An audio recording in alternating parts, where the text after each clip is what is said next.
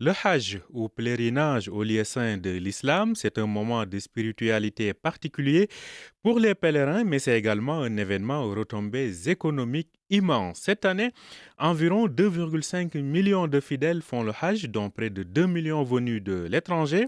Le coût de ce séjour obligatoire une fois dans la vie pour les musulmans qui en ont les moyens est estimé en moyenne à 5 000 $ par pèlerin selon le pays d'origine. Chaque saison de Hajj peut donc rapporter au moins entre 10 et 12 milliards de dollars selon les différentes estimations. Avec le business qui tourne autour, c'est finalement un événement qui fait l'affaire des transporteurs aériens aux restaurateurs, en passant par les voyagistes, hôteliers et autres opérateurs téléphoniques.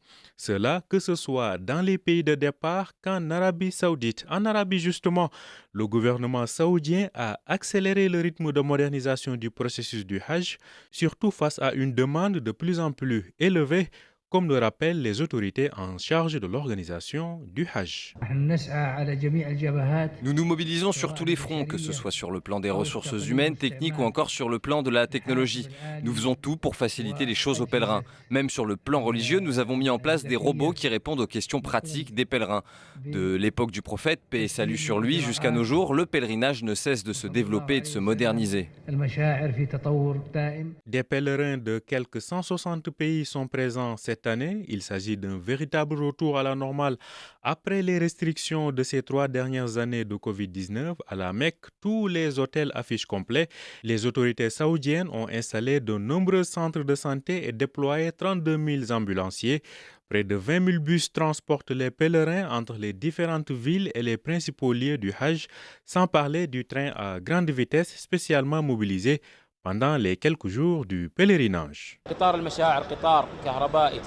Le train du Hajj est un train électrique qui respecte les normes environnementales et n'émet aucune pollution au CO2. Chaque train a la capacité de transporter 3 000 passagers, soit 72 000 pèlerins par heure. Durant tout le Hajj, ce train peut transporter jusqu'à plus de 2 millions de voyageurs.